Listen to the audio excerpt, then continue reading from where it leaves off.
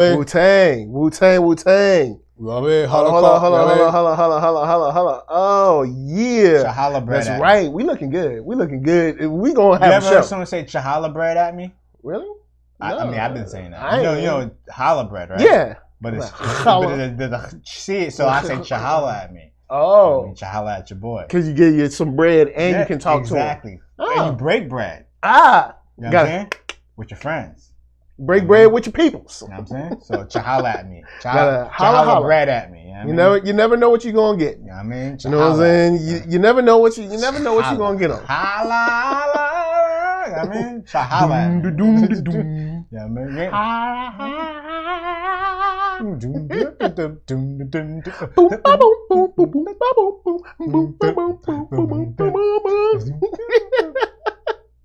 Late Ill Kid at OneYoungsta holding it down, bringing that StreetGeek and NERDSoul. What is up, my people? Today, coming with another wonderful episode of Beats Vibes Life. We're glad you're here. We got some folks up in the chat. We're gonna give y'all a shout out in a second. But to my left, beat producer extraordinaire, musician of the ages. Woo! Oh, Arckatron. What's going on, y'all? It's me, y'all. ARC. Okay. KATRON. You can find me at .com. That's COM. That's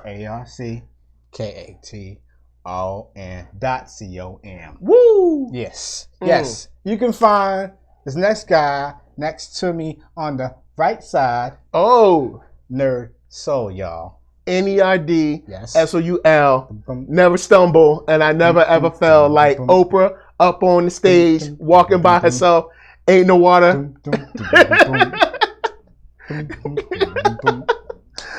She took a dip. She took a dip. Now to the chat, Marquis. What up? What up? What up? To the chat, Panda.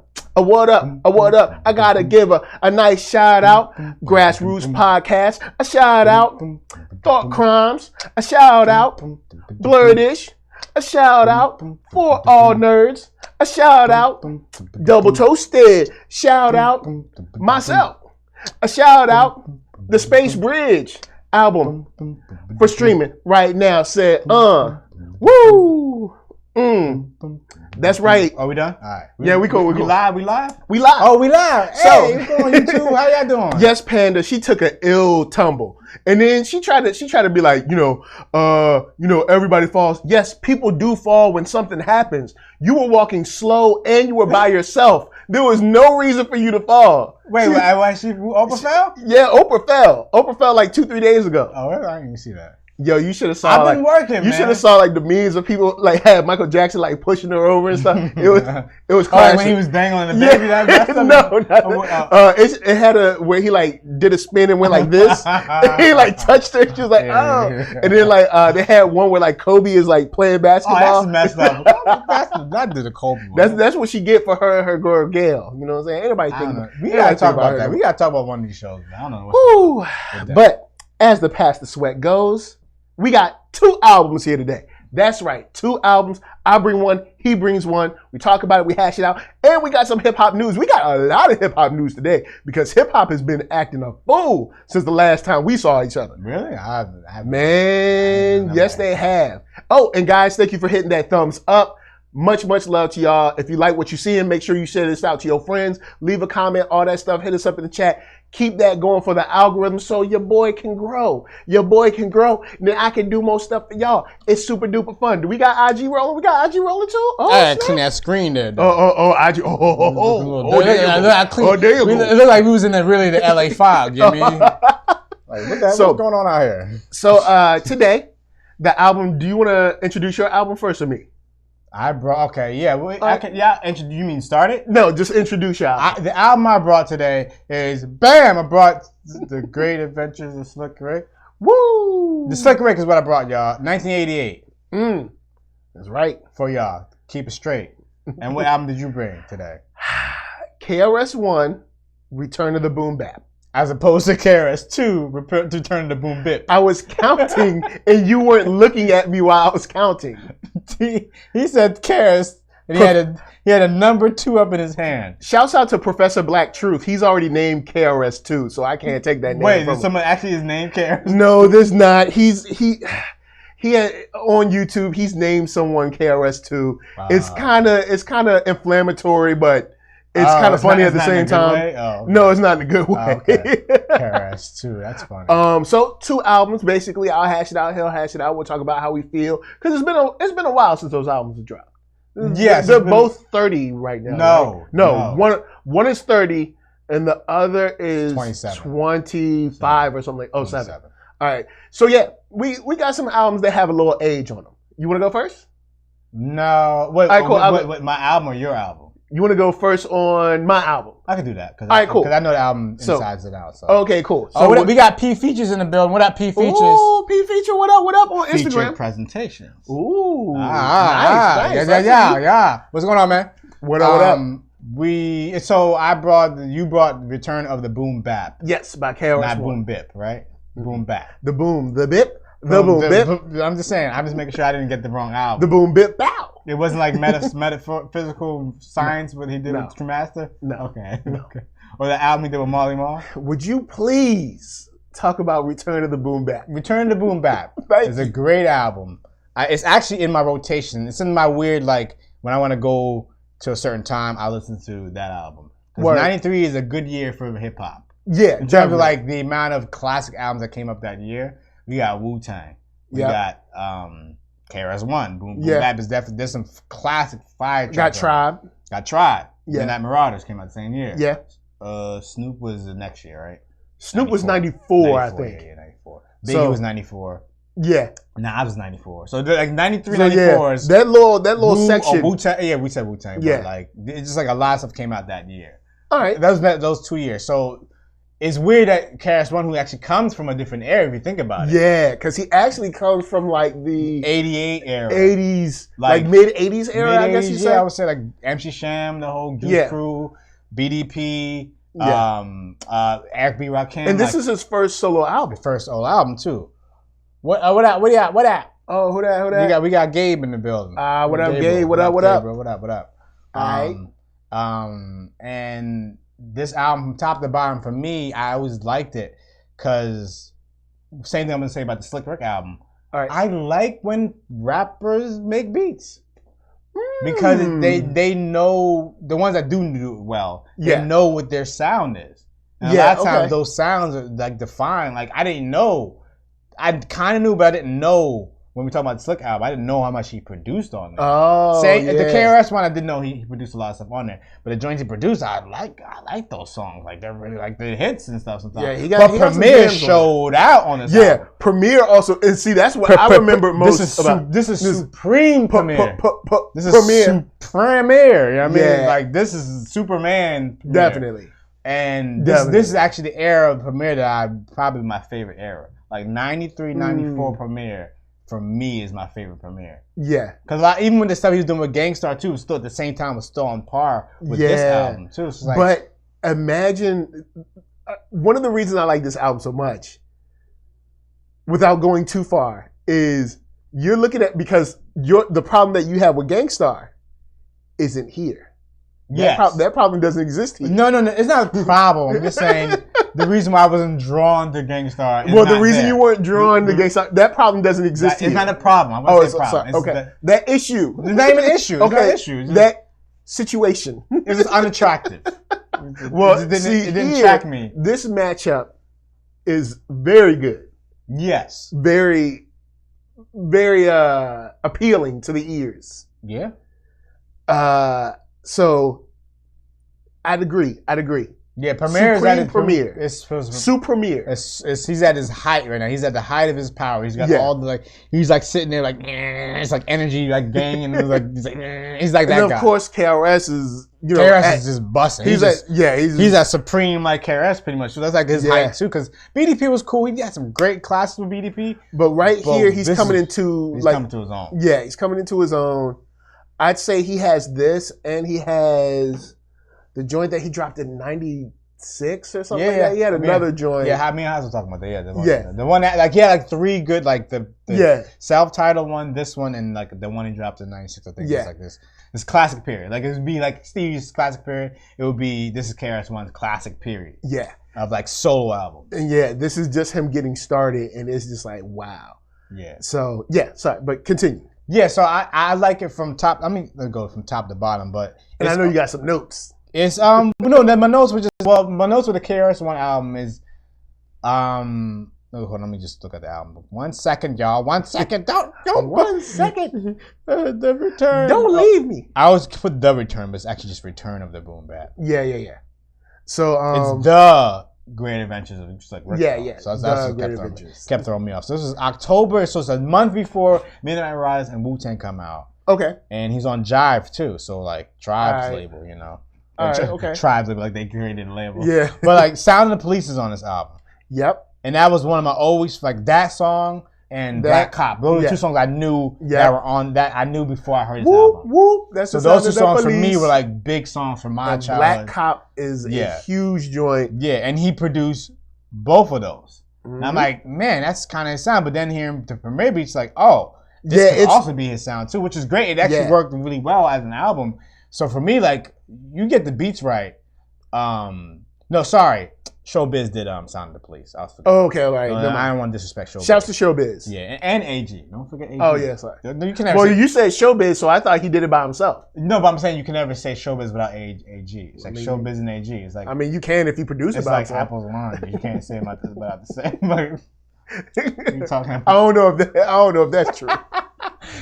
Isn't that the same? No. Okay. I thought that was the same. Let's see. Man. Between the Boom Bap. Yeah, Kid Capri's on here too. And he raps, and Kid Capri has a verse on here too. Which is weird. I will say that verse is kind of weird. It's very weird. Oh, we got Trey Hype in the bill. What up, Trey Hype? What up? Yeah, what up, man? So, all right. Salute. I'll say this.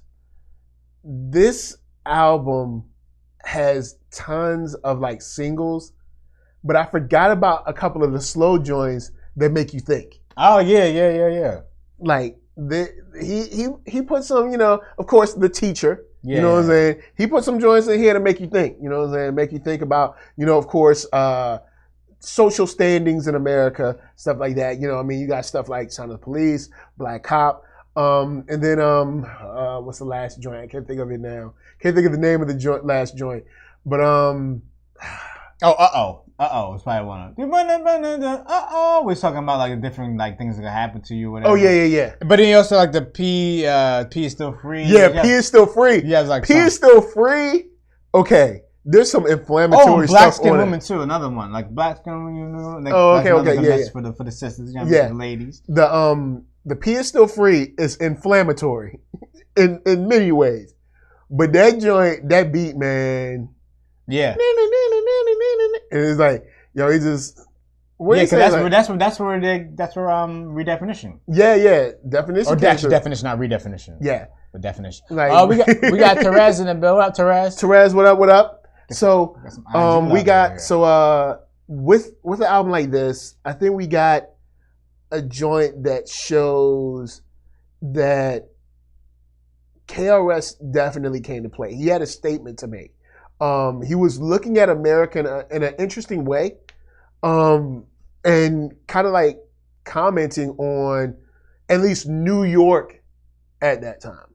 You know what I'm saying? Because of course you can't really speak for like black people in, say, I don't know, Oklahoma or something like that. But New York was kind of like just a microcosm of like police everywhere. Police were, there was some corrupt stuff going on. And I mean, still is. But, at that time, he kind of encapsulated with Black Cop and Sound of the Police. But then, man, the intro is what kills me. The intro. Oh, to the song. Oh, I thought you meant the intro. No, I mean the intro to the album. Oh, to the album. Yeah. Because that joint is just hard. Yeah. Like, man. Yo, that joint just works, man. Yeah. This album is good. KRS-One attack. Yep, it's like for the people in place to be. Yeah. Yo, KRS-One specializes. Yeah, I mean, Premier. This is probably Oh, Hoslow in the place. What up, Hoslow? Always let us know if we become Robotrons. Yeah, let us know. I mean, I'm Arckatron, but I'm not Robotron. Yeah, we ain't Robotron. And I'm not Computron either. Okay. Therese said, "What's the word, my brothers?" Right now, the word is KRS-One. Bird. Return of the Boom Bap. Bird is the word. So you done on your side? Yeah. Oh, another song I always loved, which when I first listened to this album for the first time, like way back in the days, like the first time listening, I heard Black Cop, I heard Sound of the Police. These songs I knew. Mm-hmm. Everything else was brand new to me. Another song that stuck out to me was "I Can't Wake Up." I'm a blunt. It's okay. It's such a. I love songs that it's creative and fun. I like those creative songs like "If I Was a Gun." Nah. Yeah. "Drink Away the Pain." Like those kind. These are like my favorite songs because they're like it's outside of just like the regular like I'm a good rapper, I'm the best. It's something creative, and that always like I always. And it's in a playful way, like Chubb Rock doesn't smoke. Yeah. Kid Capri or like Dice Effects. Redman knows how to roll. Redman knows how to roll. Everlast. Like it was cool that he like. It was fun to see him throw them. I love songs like that. Like and kind of comment on their kind of like preference. Character or whatever, or what they would say or whatever, or whatever was part, whatever. Like, so that was fun. I think that was a lot of fun. I love songs like that. You guys might not know this, but I love songs that are creative like that are a little bit outside of the box, a little bit of hip hop or like, but it's more like creative. Yeah. So that this album is strong for me because his intensity on these, and not to say that he's like yelling through all the songs, but just the way he delivers each song, he's really driving it home. Like, he's not punching the clock on this one. No. He comes to play in this album, and the beats come to play. He comes to play, and even still, I can listen to this album. Now, of course, not every single song, because every single song, you do feel those things that kind of like date it. Yeah. But there are, some of these beats still not. Like when I heard that intro come in, I was just like, wow, I'm back. I'm there. It was just like immediately I was there. It eased you right back in. Like KRS-One specializes rocking beats, remember? Criminal minded rocking beat. Man, I was done. And then, P is still free. Oh man. Therese asked, how many classic albums does KRS-One have? I have never dived into his projects. I'd give him 2, possible 3. I would say if you want to dive into it, this is where to dive into. Yeah, start at Return of the Boom Bap. I'd say that. Yeah, and if you want to go beat his Criminal Minded is BDP stuff, you can go back for that. But I think if you want to know who KRS-One is, and like his style, or whatever, this is a good like starting point for me. Because for me, this is my first introduction to him outside of BDP. Yeah. Even though I knew the songs, I knew some, I said Black Cop and Sound of the Police, but I did not know anything else off this album. And I was I was like, man, I missed this train because 93 was such a hot year. It was something you just missed. Even though it's like, because I even caught on to it late. Yeah. And I didn't catch on to Return of the Boom Bap until probably like 94, 95. Mm. Yeah. And I thought it was new at the time. Yeah. So, but it's this. All right. So, KRS-One Attacks opens with that. Out of Here. Yeah. Crushing. It's just Out of Here is just crazy. Yeah. Black Cop. Then Mortal Thought. I Can't Wake Up. Slap 'Em Up. Sound of the Police. Mad Crew. Like Mad Crew. and then Method Red. Method Red kind of like covered it sort of. Yeah. Man. Oh, Baskin Girl. Return to Boom Bap was a good track. Oh, Higher Level. That's the song that I want to talk about. The last track. Yeah. The last track, Higher Level. The outro. Higher Level really does a good job on this album for me of tying everything together about where KRS was as a person at that time. Like he's like, I got the skills and all that stuff, and we got the beats, but let me take you to a higher level. You know what I'm saying? And it seems like KRS, at least at this point in time, sort of forward too. I've heard stories about his personality in real life, but it seems like he's always been someone to kind of like, let's all move forward. Let's all get smart.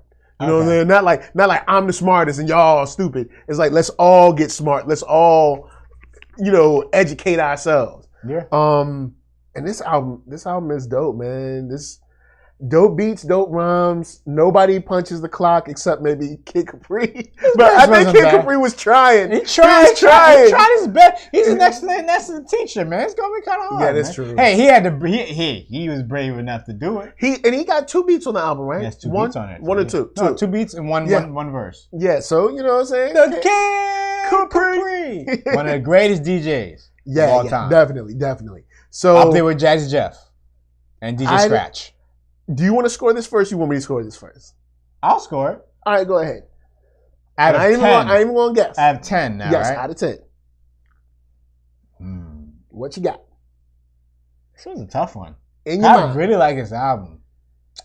I would actually give it a 8.5. You know what? I'm the same. 8.5 on this one. 8.5 on the Richter, which is not. This album is extremely strong for me. It kills, it crushes. Return of the Boom Bap by KRS-One is on some like very solid, straight up and down beats and rhymes type stuff. Very indicative of its time, but doesn't seem super old, especially with stuff like Black Cop. Especially with stuff like Sound of the Police. It definitely doesn't age. A lot of stuff was timeless. I mean, you don't know when you're doing it, but like the lot of stuff he did still like resonates. Social issues are still. It still resonates because he was always about that. Like it still resonates to right now, so he's still relevant, even though someone who's younger, like crackhead chicks and P is still free. I'm just saying, even though someone would say he's irrelevant, he's actually way more relevant than most things that people are saying on rap right now. Yeah. So definitely. He's very relevant and he's very timeless. So KRS-One to me, this is a classic album. This is my classic KRS-One album. This is my go-to KRS-One album. Yeah, Return of the Boom Bap, hands down. Slam dunk, shows man. out. KRS-One shows out. Man. Capri shows out. This joint has some flavor. Shows out.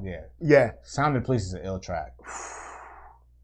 So yes, indeed. Yeah, exactly. Yes, indeed. Man. Fire. Man. Fire. This joint is good. Return of the Boom Bap. When I brought it up, I was like, I know this is gonna be a good episode because I was like, I know, I could feel it. I was like, Arckatron gonna like this one. Oh, this ain't MHZ Legacy. This ain't, you know what I'm saying? Don't be doing that to that, man. You can't do it in public because they watch the show. Oh yeah, they watch the show. Would you score with that album anyway? Oh my. The other MHZ. Legacy, I think I ended up with like a 5, like it was like middle of the road or something like that. I know it was. It wasn't my favorite. And if you gave it a 5, I probably gave it a 5 too. But your 5 probably means 0. Man, Jenna James in the house. What up? So that is, of course, KRS-One, Return of the Boom Bap. We really love it. But we got some hip hop news.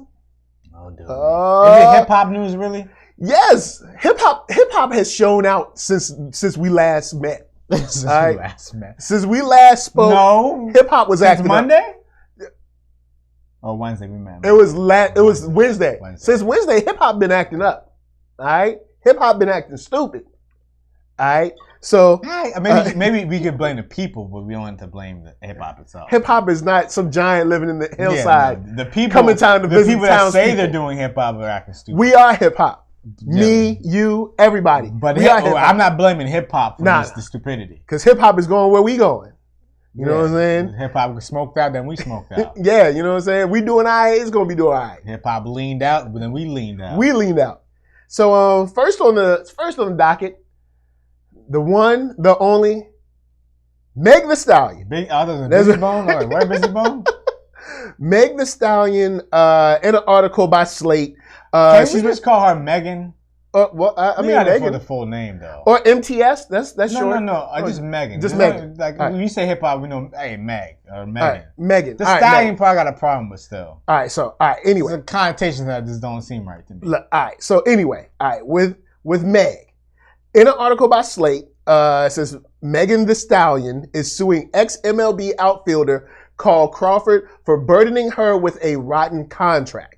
The retired All-Star was once the underpaid talent fighting management for a better deal. Funny how things change. And then in the article, it goes on to say Houston-based rapper Meg Thee Stallion, who had a breakout in 2019 with her debut album Fever, and was a progenitor of the nationwide sensation known as Hot Girl Summer, has found herself at the mercy of a crummy contract that she signed with a record label earlier in her career. Now 25, she's using the legal route to fight back. This is a familiar problem in the music industry, as up-and-coming artists often agree to terms that are more than management-friendly. But what's interesting about this specific case is the well-known former baseball player on the other side of that battle. And it goes on to his hair situation on his face, though. But yeah, continue on. Continue on with the story. Oh boy! So I got something to say about that. We'll table that to talk about the issue first. So it says, in an interview for the March issue of Rolling Stone, Megan mentioned that she hoped to release Sugar, her second album, sometime this spring, but on Sunday, she said in an Instagram live video that a contract dispute with the record label 1501 Certified Entertainment has virtually prevented her from releasing any new music for the time being. TMZ reported Monday night that Megan had filed suit against 1501, as well as its CEO, Carl Crawford, the former outfielder and speedster for the Tampa Bay Rays and Los Angeles Dodgers. And like a million other teams, but yeah. Yeah, he's played for a couple of teams. I follow his career. I know who he is. The article goes on to like outline kind of like some issues that she had with him personally, issues that she had with the contract. It goes on to name like people like Jay Prince. Of course, we know that Rock Nation manages her, which is, go ahead. We got a shout out. We got Khadijah in the building. Khadijah from Flavor. What up? It's nice to see your sunshiny face. What up? We love Khadijah up in here. Yeah. So she's in the. So what's the contract? What's the bad contract? What's the bad part about the contract? The bad part about the contract is that everything you do. Basically, that's what it said. The contract. What she was stating is that the label is 60-40 the label's way, and that the label, I believe, gets most or all of her live performances. That's weird. That's at least from the live and what people like Slate are reporting. It goes on. Let me see if they actually say the percentage here. Let's see.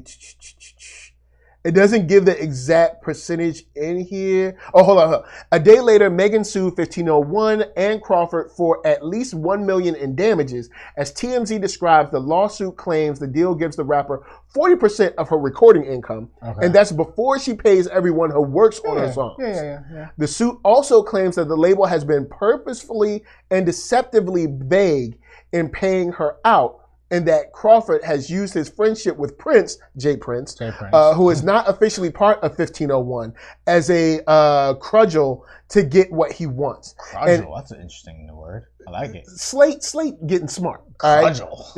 Right? In a more immediate victory, Megan was granted temporary restraining order that will allow her to release new music by the end of this week. A representative for Megan declined to comment on the matter. 1501 said Crawford was open to commenting Tuesday morning, but never followed up after multiple replies.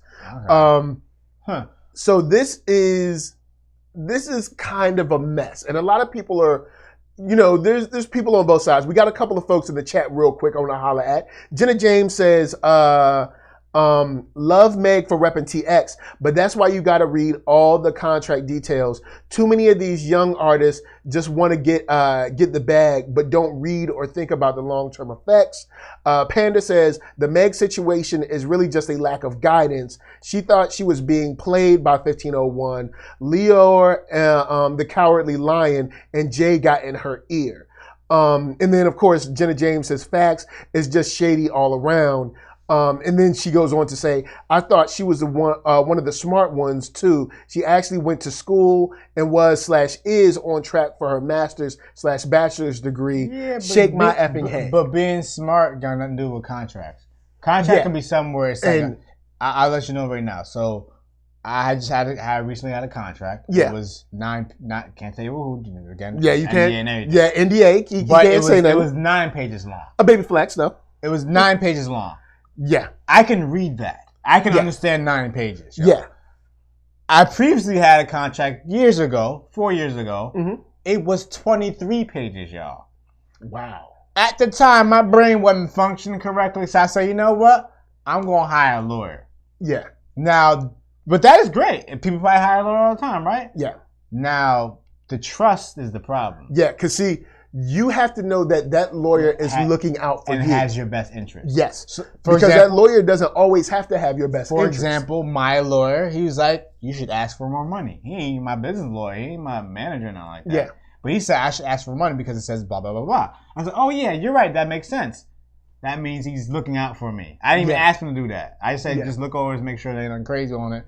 And he said, oh, maybe you should ask for more money. So I went to them, and they said, oh, no, that's not the deal. So they cleared it up. So things got cleared. Yeah.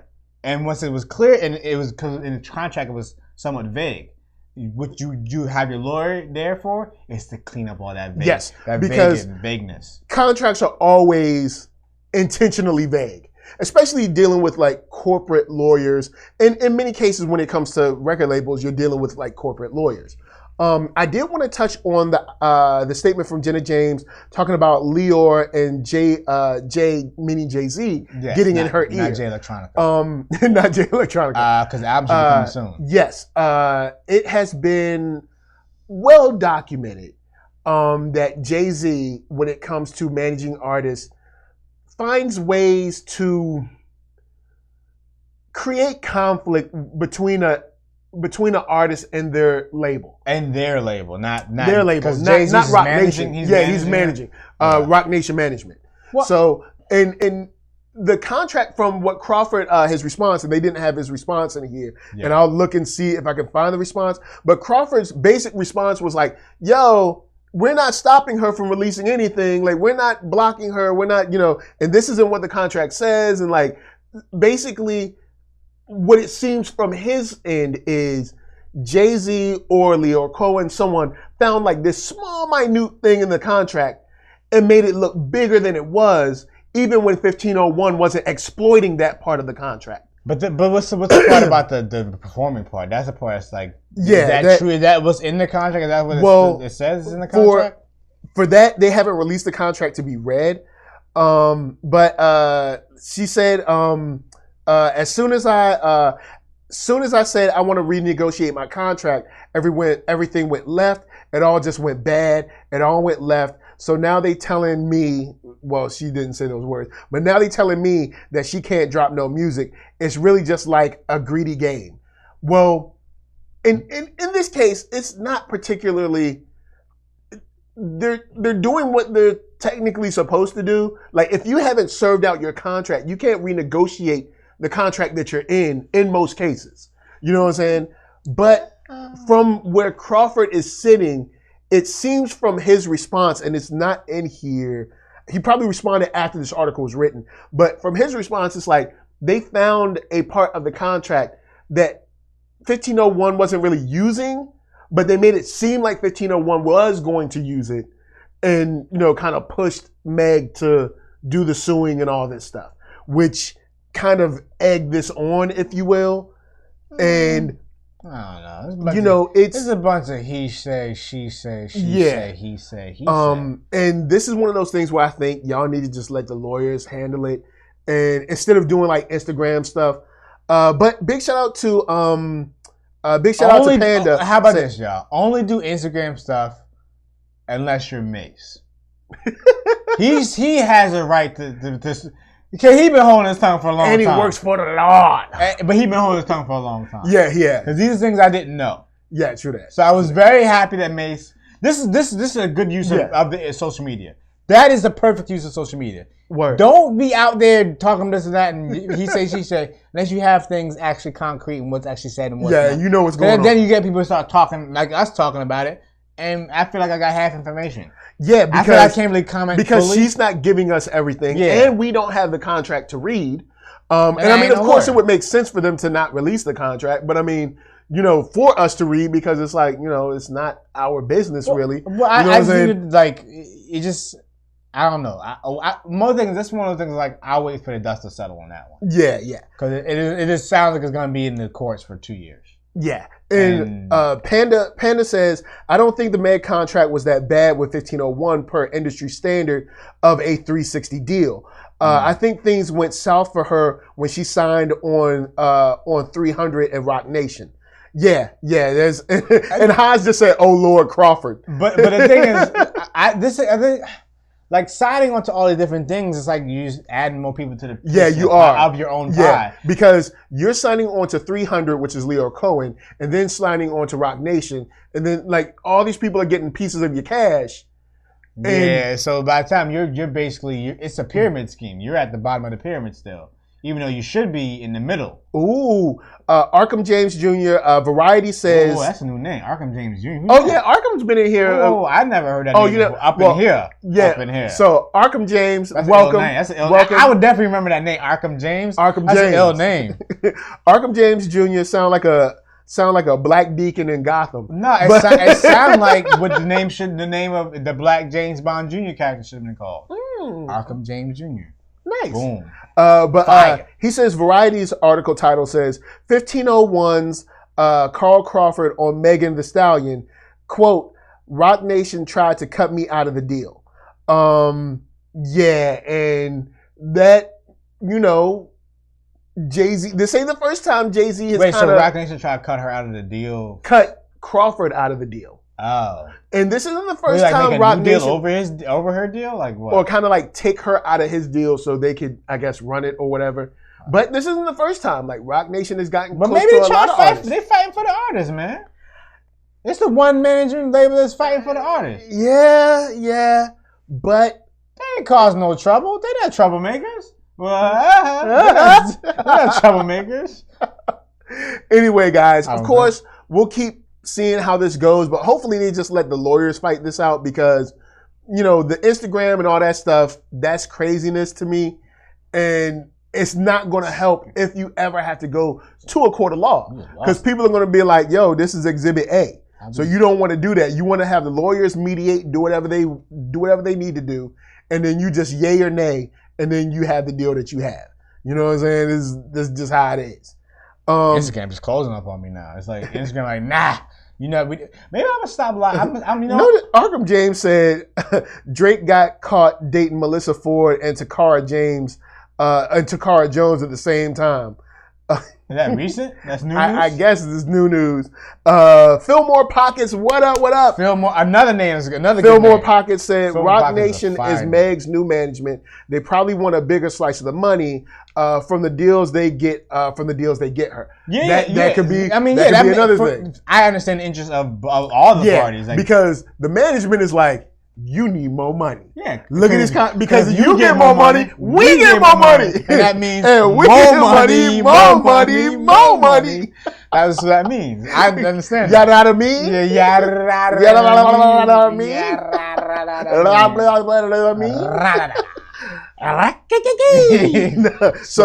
So anyway, that's case closed on Megan for now. You know what I'm saying? Hopefully, you know, they work it all out and ain't nobody got no problem. But speaking of problems, that ain't the only hip-hop news we got. Well, we got more hip-hop news. Jay Electronica is dropping his album next week. No. Okay. We got sad news. Sad news. Public Enemy. Number one. Public Enemy they're in dire straits, man. Public Enemy or just one person in Public Enemy? Well, Chuck D has fired the only Flavor Flav. That's you can't fire Flavor Flav. Look, I'm just telling you what happened. But okay, now it depends on what happened though. In the article, happened Public Enemy fired Flavor Flav after Bernie Sanders rally spat. Now, the rally spat, you might be wondering, like, what is is the rally spat? What happened? I don't know what a spat is. What is a spat? What's a spit? All right, so here's what went down. Bernie Sanders and his camp for his campaign, they hired Chuck D to perform for them. Public Enemy. Chuck D as Public Enemy. I'm just letting you know Chuck how D it goes. and Public Enemy. No, way over here. They get Public Enemy, but it's really just Chuck D. Like Public Enemy band, like a Public Enemy band, and Chuck D's rapping. He's like, yeah, I'm the rebel. Like it's it's so. Okay. They get Chuck D and Public Enemy. So they get Chuck D and they make a flyer. Okay. And they use the Public Enemy logo with Bernie Sanders kind of like outlined, on it, right? Okay, interesting. So Flavor Flav, like, I ain't never seen none of this.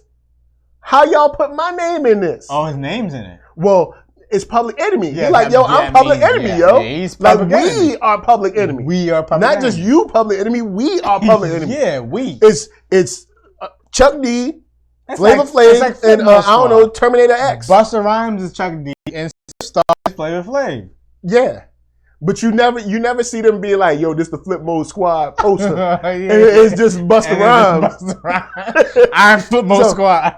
I am the Flip Mode Squad. Flavor Flav's like, he sends a cease and desist because Flav's like, look, I'm not even down with no political stuff like that. Cease and desist. Don't be using my imagery. You know what I'm saying? But guess what? Your boy Chuck D, like, I drew the logo, I made up the name, and I hold the rights to it. So Public Enemy is mine. Now, these are all facts, though. Now, factual. But this is where we come to the point of being legal and being right. This is where somebody never meet up at all. This is where somebody. This is interesting. This is where somebody, uncle or auntie, should have got involved and just been like, look, you know good and well y'all are Public Enemy. All right, y'all been moving as a unit all these years. Why you gonna act funny, want Flav? Huh? Why you gonna act funny? Maybe you ain't fired him all these years. Now you gonna fire him? Maybe Flav been acting funny behind the scenes stuff. We don't know. That's why we gotta leave family business to family. Leave family business alone. Look, this is Public Enemy. It should be Private Enemy. Private Enemy? Yeah. They named themselves Public. Because this needs to be more private in oh, man. Private Enemy, you know what I'm saying? All right, so Panda said, Enemy #1. Panda said Flav tried to send a cease and desist, but Chuck D owns the trademark and the intellectual properties of Public Enemy. Yes, he owns the he owns the trademarks, but the bottom line is he is not Public Enemy by himself. He's not. He never has been, and he knows that. Let's be for real, man. You know that. But without Chuck, you don't really have Public Enemy, though. Without Flav. But this is what I'm saying. That's what I'm saying. The clock. This is what I'm saying. Acting crazy. I hear all that. I'm not going to compare it to Tribe Called Quest. But there's no Q-Tip. You don't have Tribe Called Quest. It's one of those kind of things where, like, if it's a pie, he's a big portion of that pie. Yes. But he don't got to act that way, though. Where your mama at? Where grandma at? Yeah, where grandmama at? Hey, y'all two boys, pull their ears. Y'all two boys get together. My dad would just put people's head together. Like, hey, stop it. Your head together. What's wrong with y'all? What's wrong with you? Get yourself together. And breaking up over some white folks. Whoa. Where does that part come from? Bernie Sanders. I mean, I don't think that's... You can't let that come between you. I think that, you know what it is? Fight the power? No. Now you're going to let the power come between you? No. You got to fight the power. Not perform for the power. Look. So I've been brewing for a long time. This ain't just like this is all right, so this is the last show. Fight Pipe cease and desist for a whole bunch. Every single show he seen Public Enemy on. You know, I'm tired of this dude. I'm tired of this. I'm tired of this. He ain't even showing up to shows anyway. That's what. Get out of here. I mean, we don't know like if Flav's even been like. We don't know. Oh man, business, you know what I'm saying? True that. All right, so. You know, that just letting you know. And just because you're fired don't mean you can never be rehired. Is that what I mean? You can't fire Flavor Flav from Public Enemy. He's one of the. Nah, you can fire. No, you can't, man. You can't fire. There's 3 people that are automatically. It's Chuck D, Flavor Flav, and Terminator X. Those 3 people can never be fired. Is X still there? I mean, I don't know, but I know I know those are the. I've been gone for years, man. But he wasn't fired though. Like he resigned. But I think he ain't been there for like 30 years, man. Man, I don't care. Like, look, this is my story. This is my song. That ain't a long time. Terminator X. That's when you heard them say Terminator X, yo. I don't know, man. Look, all I know is hey. It's like you saying Professor Griff. I'm like, nah, bro. Nah, Professor Griff did go. Professor Griff. These are side members. Professor Griff. It's maybe like the Chuck and Flavor Flav. It's Chuck Flav. That's it. That's where the line. That's what, right now. I'm saying. Cool. So where the line is. So really, he just fired his partner, man. They might come back together. You can't fire your partner, man. This might just be something. This might spark it to be. You know what? Maybe Wu needs something like this. Maybe like Riz needs to fire somebody, and they can come back, and then the Wu becomes Wu again. Maybe Wu for you. Maybe RZA should fire himself. Oh snap! Look in the mirror and be like, "You fired." Yeah, then come back as the resurrector. And then if you resurrected, you get resurrected. I'm back. Yo. And then now, cause he gotta come in and interview again. So he gotta put on his like JCPenney shirt with the cheap tie and come in and sit down at his desk. But there's a mirror on the other side of the desk, right? And he's talking to himself. Mr. Diggs, you're perfect for the job. Mr. Diggs. We have the perfect job for you. Yes, we like you to produce. We have this group of 8 MCs that needs a producer. We love you to produce. We would love you to produce them. Whew, so guys, look, we love your resume. We see you already worked with a group with 8 members. You got the experience. You got everything you need. Tons of experience. All the equipment. I mean, you can start right away. You don't need no training. Oh man. See, this is what happens. See, maybe more groups should fire each other. You know, maybe I'm looking at this wrong. You should just fire your group members and then let it like simmer. Yeah. And then be like, it lights a little fire on them. And then be like, it's a little fire on them, you know what I'm saying? Like, you hired. He should fire himself, yo. That's what we should do. We got the solution. The Wu-Tang took us all 2 the years, 8 members need to get together and fire RZA, right? And then make RZA date to put in demos to get hired again. There it is. I bet you be some fire demos. Oh man. Whew. Oh, that's what Wu needs. And Public Enemy. They need that more than they need a show. Don't hate on the show. Yo, it's getting the 2nd season, man. It's gonna be good, man. We gonna review it? You gonna review it? I mean, yeah, we'll review it, but I mean, I'm not gonna be happy about it. Oh boy. But with that said, you know what I'm saying? Public Enemy, still number 1. You know what I'm saying? Just fight the good fight. Keep your fists locked tight, and stop firing each other. All right, so big shout out to the chat. Let's see, there's Arkham James just dropping more news about Trippie Redd. I ain't tripping on him. Fillmore Pockets said Arkham James Jr., who is making those beats for 3-6 in them? All right, Cooley High in the house too. What up, Cooley High in the house? High. What up, man? So, he said that coronavirus is serious. Yes, you know. That's what it said. That's true. Like, can you put the full thing like coronavirus? Ain't nobody worry about coronavirus. Corona, you know what I mean? So we got one more last piece of news. We still got news, man. Oh man, I told you hip hop was acting crazy. Now let me hit the chat before we see Memphis. Bruce said, all right, cool. All right, so they're just talking about 3-6 Mafia. All right, well. So, last piece of news that we're going to touch on today, because hip-hop been acting up. As you know, the Super Tuesday just passed. Oprah fell. Huh? That's not the news? Oprah fell? No, she ain't in hip-hop, though. Remember, she hates hip-hop until hip-hop got big, and then she wanted to chill out with Jay-Z in Brooklyn. We ain't going to go there. Chills out with Jay-Z? That's hip-hop. I guess Jay-Z not hip-hop on Maria? But Oprah did fall. Oprah need to start wearing them necklaces with the button on them. Oh, this is button off. You stupid, yeah. Help! Yeah, I can't. Help! I fell. I can't get up. That's messed up, man. Help me, please. That's messed up, man. I ain't do nothing. She the one falling. You just said something that was You act like I pushed her down. The way you say it makes it she want to cross her own self up. Yo. Okay. Now, her feet went swimming. Was it as bad as when Wendy Williams fell? Because hers looks hers looked like she was like not like she was losing a grip of reality. Like she was losing a grip of reality. She's like, yo, she was like, talking. Yeah. She was talking and chilling, and then all of a sudden, Wendy Williams was just like, oh. I thought she had a heart attack or something. I don't know. A stroke or something. She had a stroke? What she had? I don't know, man. Oh, she's had like hot flash or something? Yeah, maybe she was burning up. I don't know. That hot flash is real, man. I guess. No, it's a real thing, man. Hot flash is a real thing. The girl went crazy. So what was I looking up again? This weekend, before the Super Tuesday, you may have heard of a young gentleman named Tom Steyer. Well, Tom Steyer seems to be a fan of, that's right, Cash Money. And this is pretty much all I can say. Yeah. Can they hear that? Yeah, they can hear it. What is that? He's performing with Juvenile. Who's he? Tom Steyer. Tom Steyer. Oh, that's the guy that said that the guy that had a commercial talking about President Trump doesn't. But why? Yo, this is my thing, yo.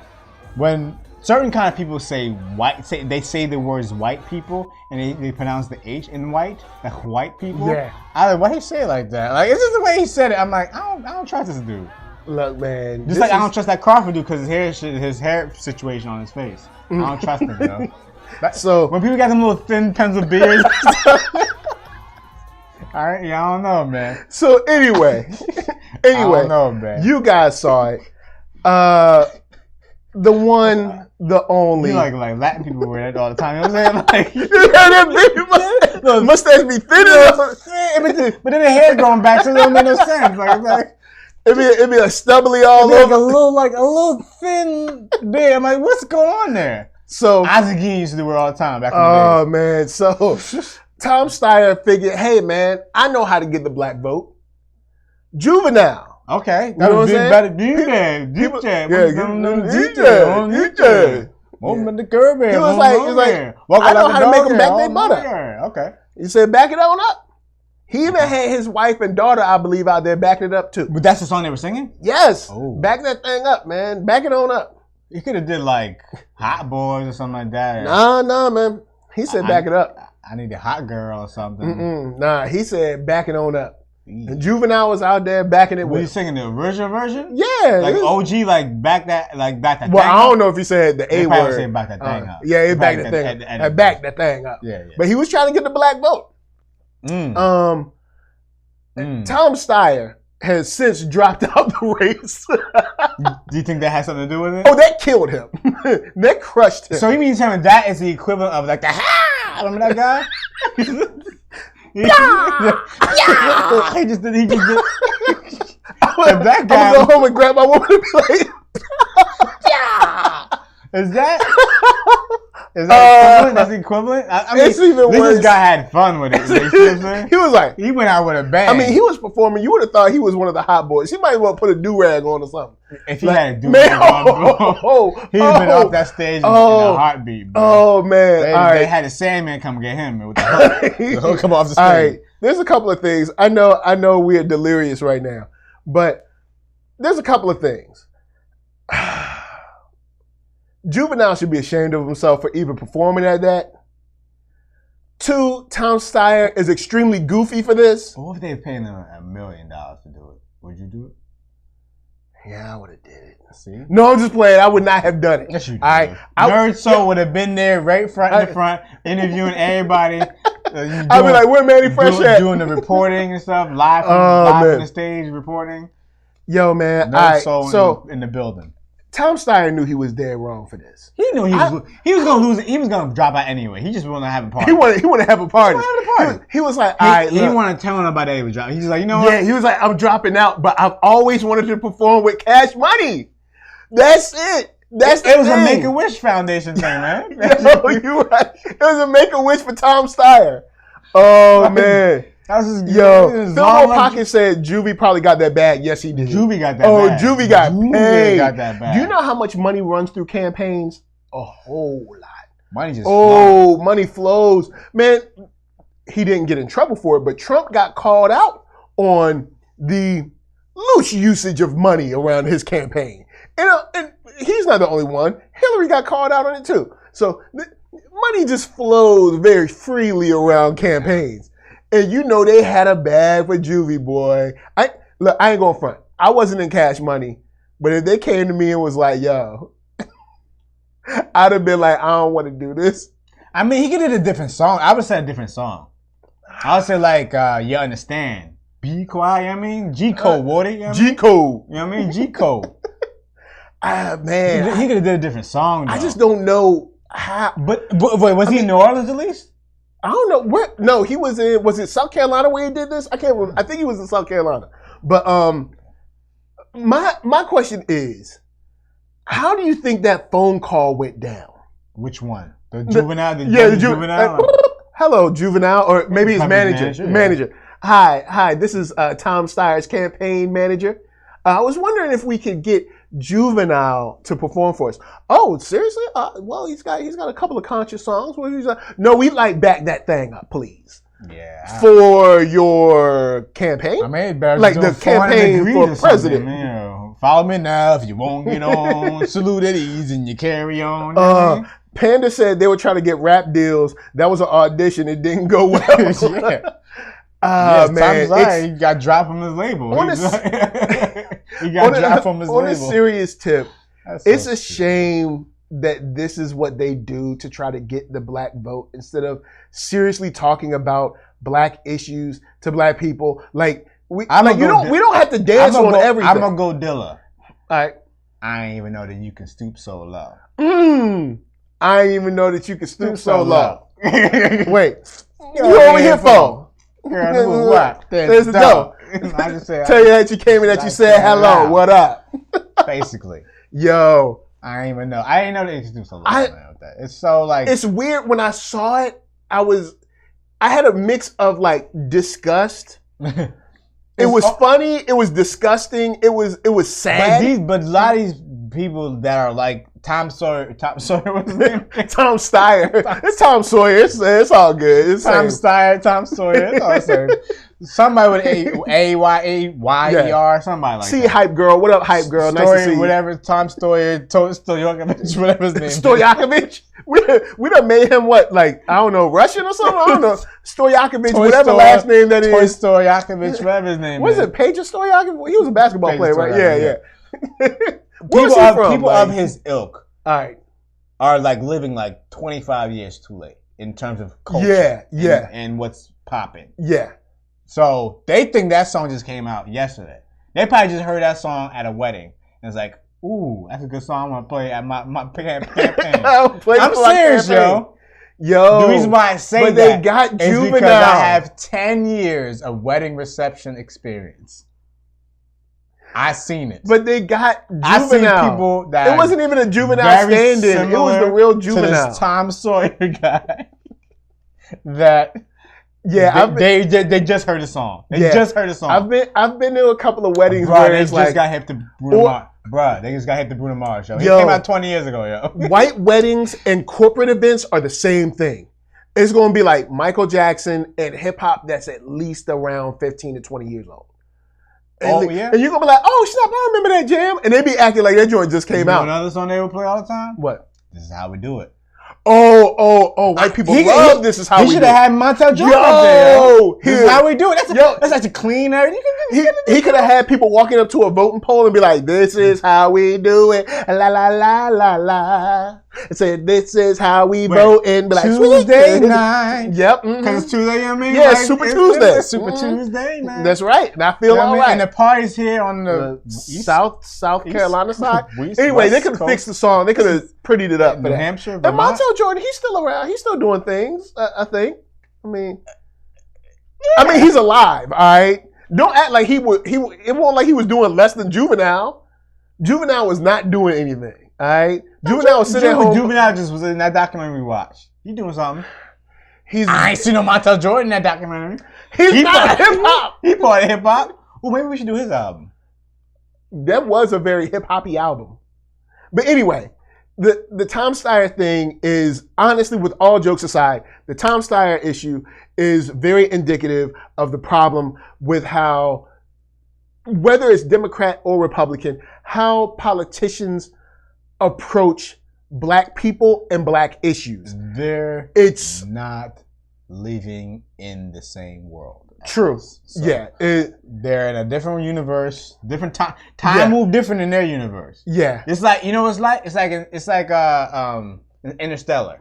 You know what I mean? They're on a different planet. They're in a different time and planet. Yeah. And time moved different. Yeah, they're on different time zones. It's we're not on the same wavelength or anything. And I think there's enough data online to know what black people are really talking about for this election. They don't care about that. And they know what it is. They're trying to hide it and pull the wool over our eyes. They don't care about with that. Dance maneuvers and performances by juveniles. They still, but that's like old campaigns that they did 20 years ago. Yeah, but that stuff isn't. You know what? If I'm saying it's similar, I'm saying it don't work. They don't realize it don't work. It's similar to what I've been saying about like Oprah and Gayle. You know what? I'm gonna give him. That's why he should be given the Willy Wonka treatment. Ooh, you lose, sir. Like, good day, sir. Like, you out of here. Oh, get out of here with that. Shot by Nolan said they're stuck in the DC bubble. Yeah, get out of here with that. It's crazy. But guys, that's it. That's it for our hip hop news. For the news, we're gonna get back to the albums. I was trying to segue, saying this is how we do it, and segue into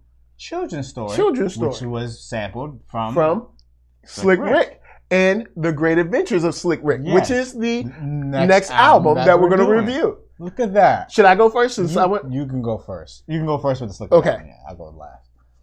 There's parts of this album. I'll start out with this. There's parts of this album that feel very dated. Very dated. I can tell you what parts. But regardless of that, the sound feeling dated,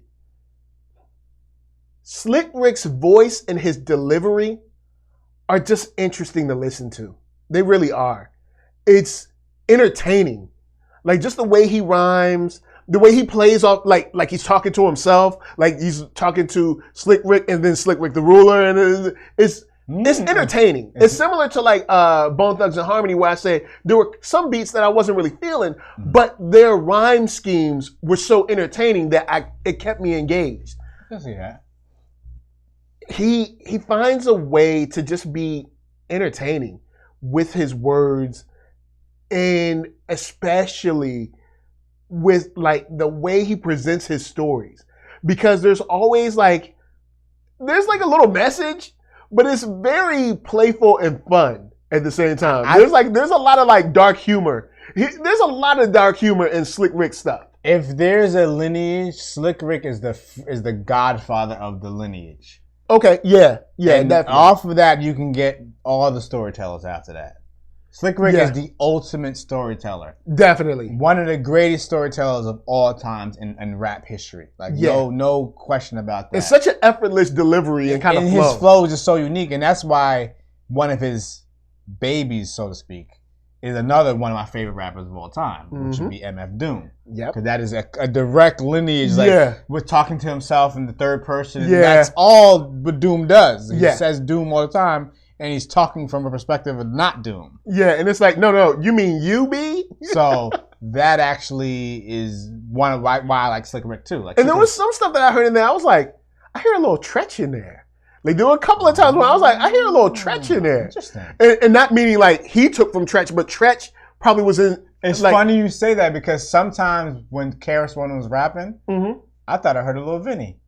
Vocally. Ooh. Even like some of the flows that Vinny was using, that Tretch Vinny. It's Naughty by Nature, definitely in both sides. It's so interesting that there's weird Naughty by Nature connection. Word. And big shout out to Panda, said Mona Lisa has been sampled about 11 times. Yeah. All of it has everything on this album is. That's when you know if you have a classic album, if it gets sampled outside of your own album. Yeah, tons of times. This album has been sampled millions. Yeah, it's been in a lot of things too. Like, you know, Children's Story is one of those. Children's Story is one of those ones that just is like a classic sample that rappers like to start. Rappers like to start that way. Here's a long time long ago. That's matter of fact, both of these albums kind of show up in Black Star.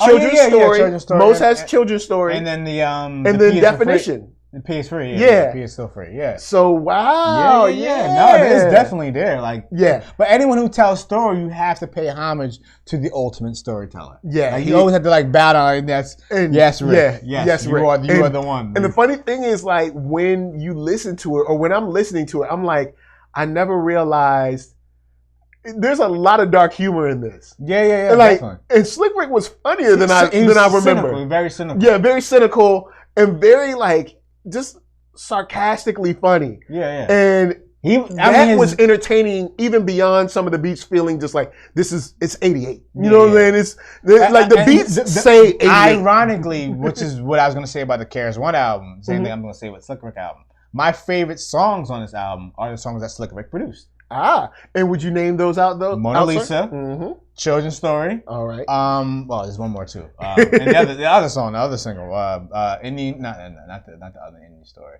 The other one that he produced, but like all of them, like that are like my favorite songs are the ones he produced. I'm like, you should produce your own album. Like, I mean, the songs he produced, these are classic songs. Like, Hey Young World is another one. Oh yeah, Hey Young World.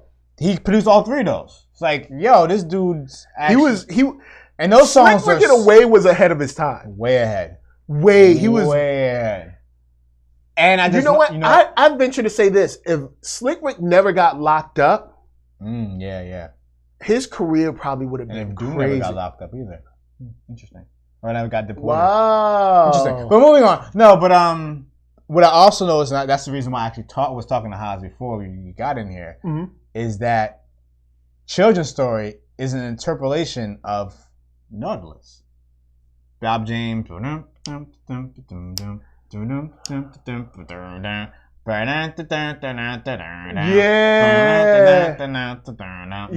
and I never knew it. And I'm like, because me and Haas was talking about the best Nautilus flips, and we're like, yo, that may be the best low key Nautilus flip I knew about, didn't know about until today. Until you just like broke it down like that, because it's the bass line that he interpreted. And it's kind of in the background until he like brings it forward, and then like because what he does is he gives you a little breakdown of it, but then kind of like brings it back. And his arrangement was so interesting. Like, they're very rap-esque because rappers like it was very Wu-Tang and RZA-esque too before that was because he was telling the story also with the music too, and he's also telling the story. So it's like a double story being told. So it's like visual. That's why his videos for this album are fire. Yeah, even to this day, it still hold up. It's like, yo, this is way ahead of his time. This dude was way ahead. Because it's like, and even in that song, since we're talking about Children's Story, you know, what is it? Dave the Dope Fiend shooting up dope, who don't know the meaning of water or soap. Funny. But then the cop shot the kid, I still hear him scream. Yeah. It's like, wow. Yeah. It's tucked in there. Yeah, he finds a way to like, funny, real. Real. He's literally dancing that line. Because it's like, you know, the cop shot the kid. I still hear him scream, and that's like some real stuff. And then even, you know, I mean, he talks about women in there. You know, the girl called him Larry or something like that. It's like, my name is Will. So it's like, he finds a way to be funny in a very dark way, a sarcastic way. Yeah, it was like dark humor, like the black comedy. Like, man. Dark humor, that was it. He was doing it on the mic. Yeah. And still rapping and still, his voice is unique. And also talking to himself, talking about himself. This dude is, like, has anyone checked on Rick? This dude seems like he's a little, you know, rap-wise, seems a little unhinged there. Yeah. But it's in a good way because his art was so beautiful. It was so unique. It was so him. Like, it was just like this character, Slick Rick. The name Slick Rick, it just works. Like, it's like the great adventures of Slick Rick. It's like you were. Like, he's a comic book character. And going on your Doom thing, that's a very Doom type. The great adventures of Slick Rick. That's a very Doom thing. Yeah. Doom definitely is like a direct from the brain. Yeah, he's like, direct, like descendant of Slick Rick, and in a good way because even Doom he puts a new spin on it. That's why I don't know if I say this out loud, but my idea about the whole idea with the idea. Yeah. But it's something like that, like the idea of like creating this universe that's already there. It's like something that's untapped. It's already right there. Pull it in. I wanted to ask you this because I was listening to this album because KRS-One's Return of the Boom Bap doesn't feel as dated as this one does to me. No, this album definitely feels dated, but it's the ones that feel dated are the tracks that he didn't do. Yeah. The stuff that the Bomb Squad's tracks are very dated. Would you be interested in someone either replaying, reproducing, or either remixing the tracks he didn't produce in like a 30th anniversary kind of thing to see how it might play.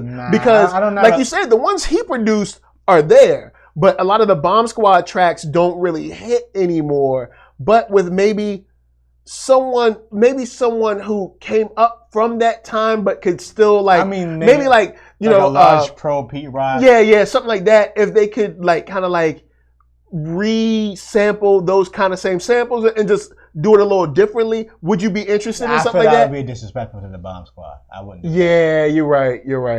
Because it's no diss to the Bomb Squad. It's just Bomb Squad was making songs for that time, and now it's 2020 and we're listening to something from '88. You know what I'm saying? Like, you know, we're listening to something that's what 31 years old. His songs still like hold up though.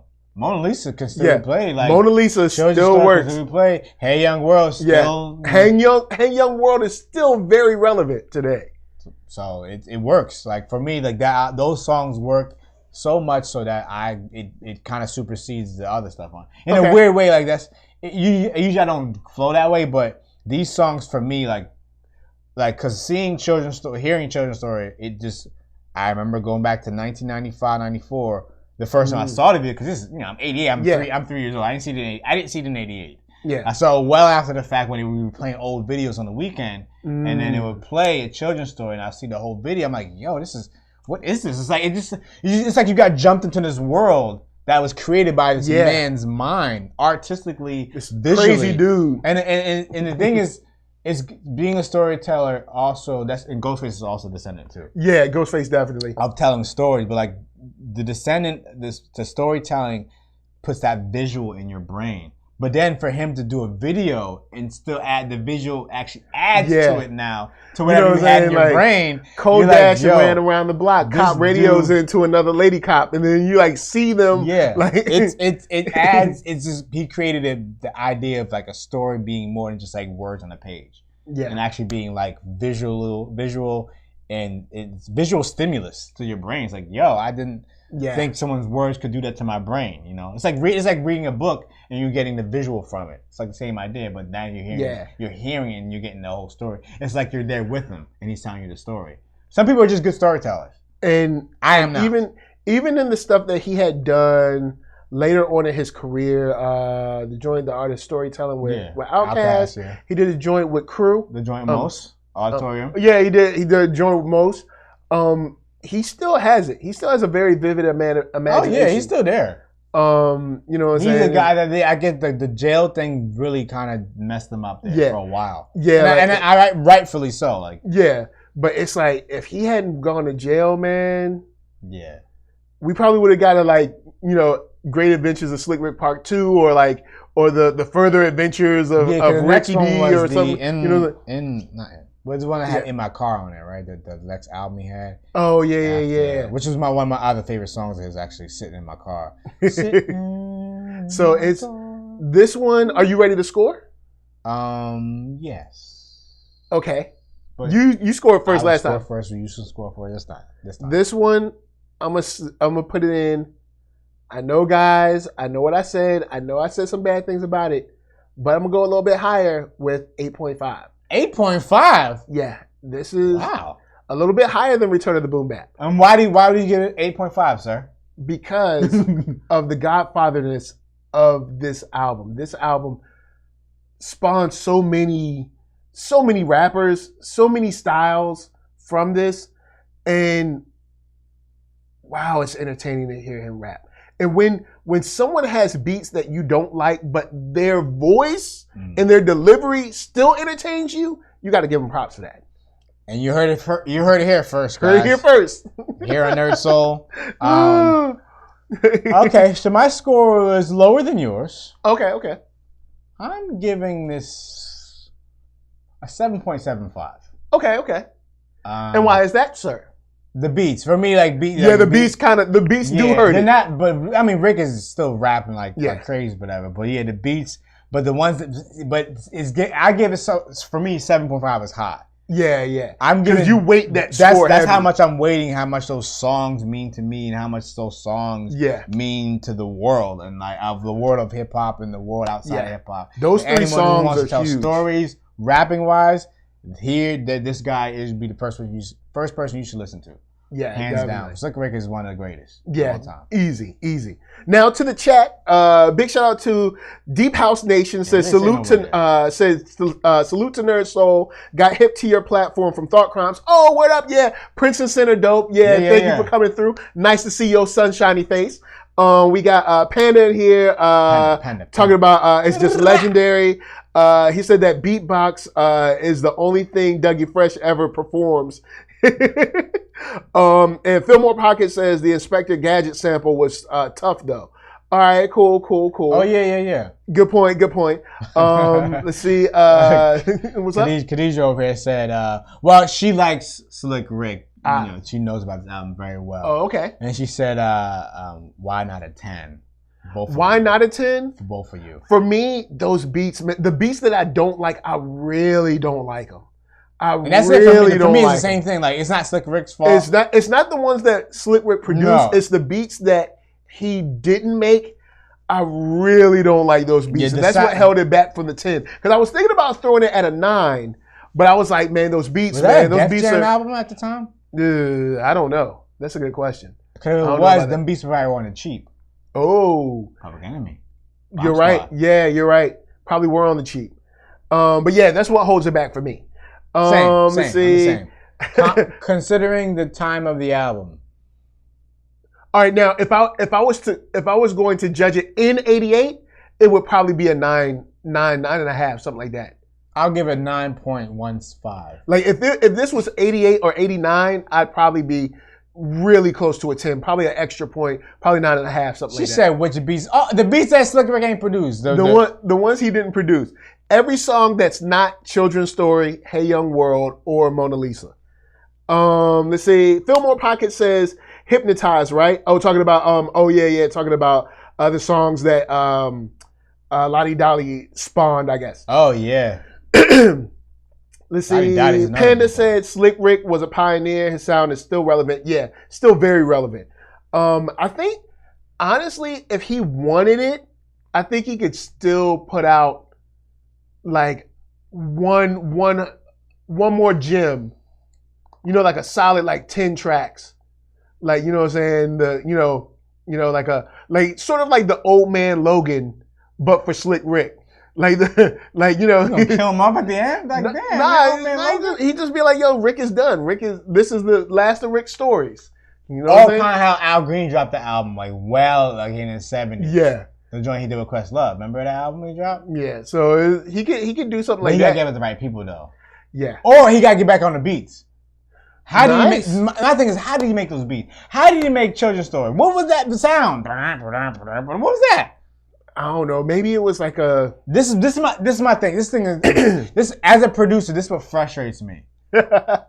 Like where did you get that sound? No, these rappers when they first come out, they producing like a whole bunch of their stuff, and then they don't produce ever again. That's because they probably producing this stuff themselves because they ain't got no money. I understand. And then once they got the money, they like, oh, I want to get everybody.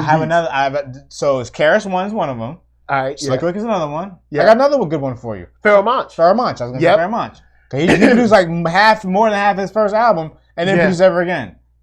Did it. And we ain't gonna talk about Fredro Starr because that don't care. He ain't produced. Fredro Starr. Oh god. I don't care. He ain't produced. Fredro Starr. Busta Rhymes, another producer of beats.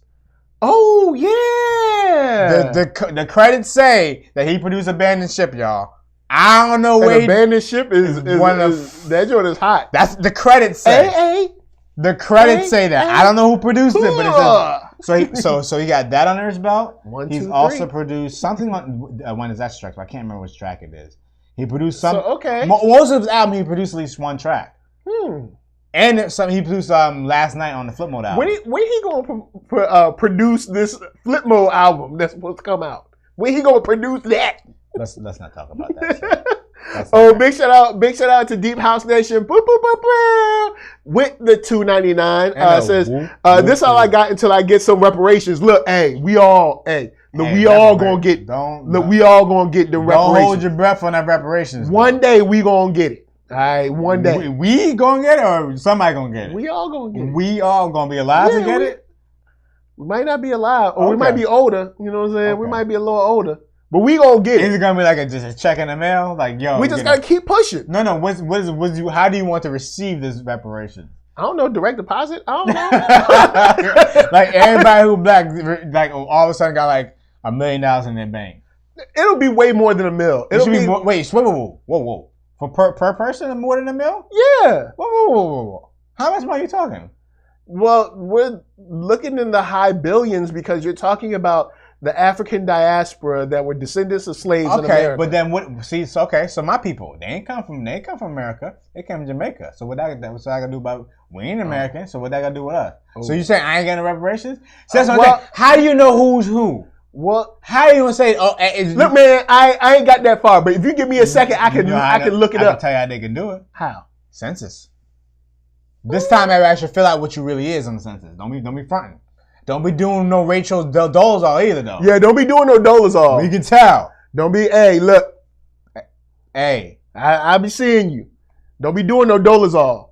we ain't had that. Man. Deep House Nation said higher level is the rawest track on Return of the Boom Bap. Sure. It's a good track. It's a very good send out track. Fillmore Pocket said the same way I get my tax return.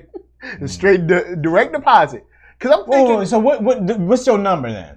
All right, what's the number that makes you satisfied? How about all right, that? So okay, for everybody. If we're gonna do, all right. So let's say, all right. You know what? Let's work out reparations real quick. Let's work it out. Let's work out. We got a little time. It's the end of the show. We're super long, but and if we go robo, you want to go right? We got worry about nobody hearing this. All right, so we got enough to show. Initially, we're supposed to get 40 acres and a mule. All right, 40 acres and a mule. So 40 acres is a lot of acres, bro. See, they ain't no. I know they know 40 acres left of this country. So, see, all right, how much is an acre of land? All right, so in miles. See. Oh, hold on. How much an acre of land costs? All right, so acre of land is California? Anywhere. Well, we in California, so anywhere between $5,000 and $12,000. Look, we've been waiting too long, so we're gonna say 12, and then we're gonna add a little interest on there because we've been waiting a long time. So that $12,000 is gonna be $20,000. So all right, so look, you just like look, add 8,000 like boop, boop, yo, that's how the mafia do it. The mafia be like, yo, we lent you $10. How much I owe you now? $750. So all right, you know what? We'll just go straight with the 12. You just said 12,000, 15. Right? 15. I'll meet you 15. So $15,000, right? So $15,000. So all right, 40 times 15. All right. So all right. Sorry, my bad. Sorry. $15,000. $15,000. Man, for $15. $15. So all right, 40 times $15,000. We are at $600,000. All right. Now a mule. All right. So a mule was like, you know what I'm saying? That was your workhorse at the time. Okay, so it's like buying you a car. So your workhorse now would be a truck. All right. Ooh, so why gotta be a truck? How much can't be no car? Well, I mean, because a car can't really pull or tow anything. What people gonna do with some damn truck? Let me finish. I'm talking about the monetary value of the truck. Okay. Just go with me. All right. Okay. So all right. So what's I know y'all probably out there hating Ford or Chevy. It don't matter. Let's say why we gotta do American cars? They got no like African cars. I don't know. But all right, so Ford F-350, how much do it cost? $1 million. Ford F-350, see, fully just for $40K. Fully loaded price. $40K, that's it. Put the $40K. Let me see. Hold on. Let me see what the fully loaded price is. $40K, bro. All right, cool. So about $40K. Just put $40K in there. All right, so we got $40K. All right, we're gonna go and add that 40. We got $640,000. All right. Okay. Now, $640,000. That's the base. Now remember, we've been waiting.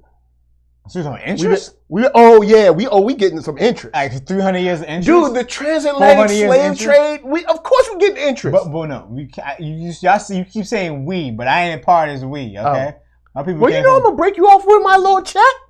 You know what I'm saying? I'm gonna be like, yo, for all my Jamaican brothers. You know what I'm saying? In this country, you mean? Right near the beach. No, I just always wonder, like, is that gonna be like a full like world reparation or just like for Black Americans? So you got $640,000, right? But we need our interest. No, how about this? So is it about people who were born in America? 'Cause I was born here though. See? So it's like, when does it end? When does it stop? When does it start? That's the question. I think that's the bigger question. Is who getting this reparation? Because then we can know how much money they need. And the thing is, the money should be coming from all the companies that benefited from slavery. That are still around. That's a good question. All right, so it would tie back to descendants of slaves. So for instance, if you are a descendant of slave, meaning like, you know, like your people was slaves in America, okay, then you would get your reparations from America. Okay. All right. But I think the whole world should also do that too. Like every every country should like follow suit. Yeah. This should be the blueprint. Yeah, because Britain got to give their money. Oh yeah. To a couple countries actually. Yeah. Britain got to give. Britain got to give money to like 5 countries. Britain should be giving the money to America too. Yeah. Because Britain kind of set it up. So yeah, but anyway, Britain, it's Spain, too much math. So Portugal, not Spain, the Dutch, all them Netherlands, so look, should all be giving money to everybody. So we looking with interest, $640,000. What kind of interest you talking about? What kind of interest? What? How much interest we talking? We doing that bank savings like 0.00. No, we get how much interest we talking? How much percentage? How much interest per year are we talking? Talking about you got interest. You talking about a penny? Really? 1 penny? Yeah, Panda. That's what I'm saying with the interest. That's what I'm about to work out. So we got $640K. Is it compound annually interest, or what kind of interest? We got 500 years of this interest that we got to put on top of the 600K. Now, is it an annuity or is it like full? Look, man, we just regular interest. All right. Now I ain't got one of those hats with the green brim. Are we getting this money every year, or is it like just one boom? Because it's one boom. No, if it's one boom, that's a lot of taxes coming out of that, bro. I'd rather take it over the years. That's good. You make a good point about that taxes. In terms of saving money, you make a good point about the taxes. Because they're going to take that's a lot of money. They're going to take because they're going to be like, you want all your money now? And then they're going to take half of your money. Like when you do your 401k, they're going to be trying to take all your money. So maybe we should break it up. But we'll get to that later. All right, so. It should just be in a bank. They should just make a bank called the Bank of Reparations. The Bank of Reparations? And we just take our money out of that. So, all right, so our money is all set up in there. It'll just be a bank account. You just withdraw it whenever you draw. Your family can withdraw it. All right, see. The interest should be the same as our tax rate. Britain would pay the Jamaicans. Yeah. All right, so if we're talking about tax rate, depending on who you are, I know my tax rate personally, when it comes to federal, I'm looking at somewhere between 12 and 15%. So if you talk about 12 and 15%, that's a grip. This is what it should be. It should be the tax rates for every year since tax has been a thing. So it shouldn't be just like exactly 15 for the whole thing. It should be climbing up as it should be per year. Can they do that when it comes climbing to up? Man, that's all right. Look, it's a lot of math. My guess is that everyone would be getting somewhere in the higher double-digit millions. Like 10 million, 20 million. I'm thinking that everyone would probably be getting somewhere around 20 to 30 or something. Where this money coming from? Coming from the same place that they. No. You said 20 million, right? Yeah. We ain't talking about how many people are we talking about? Because all in all, you're talking about the amount of people. Because all in all, you're talking about approximately like $20 trillion. Like all in all, you're 20 trillion. That's way more than 20 trillion, bro. You just said 20 million, sir. Well, sorry. How many people are we talking about? As far as African descendants in this country of slaves, that you just ballpark the number. Ballpark any number. You're probably talking about 20 trillion to begin with. People. No, $20 trillion. No. I'm talking about how many people? Because we're gonna multiply the numbers. Is what I'm trying to say. I ain't got the census. Just ballpark a number. How many black people? Oh, you know what? We got Google. We gonna figure this out. We gonna do what Tom Steyer never did. All right, so how many black people? You know what his name is. How many black people? How many black people are in the United States? All right, boom. Yeah, boom. 42 million. All right, so we got 42 million. So if I say you're looking at approximately, say, 20 trillion, it's 20, 2, bruh, 3. It ain't adding up, bro. It's way more than 1, that, sir. 1, 2, 3. Sir. 1, 2, 3. Sir. That's 20 trillion, right? No. Wait, that's your 20 trillion? That's what you're saying is 20 trillion? 20 trillion divided by... Million, billion, trillion. Yes, yeah. That's 20 trillion. Divided by... and not enough, bro. 42, 1, 2, 3. It's not enough, bro. It's what I'm trying to say. It's not enough. Woo! Wow. You see it? But I'm trying to say it's beyond trillion. We're in a gazillion, bro. Whatever. We getting into some crazy That's numbers. What I'm trying to say it's too much. Yeah. But the thing is, just giving people money, it's got to come from somewhere. But we got it because we be the money we be spending on defense. So you're trying to take the money. Make Amazon pay taxes. Make Apple pay taxes. They can get that money. No. You know what I'm saying? Those aren't the companies I'm talking about. I'm talking about the Merrill Lynches and those kind of companies. Yeah, them too. All these companies that don't pay no taxes. You know what I'm saying? Make them pay. I'm talking about the companies that benefited from slavery should be paying the money back. Well, I mean, technically, Apple benefits from slavery too. How?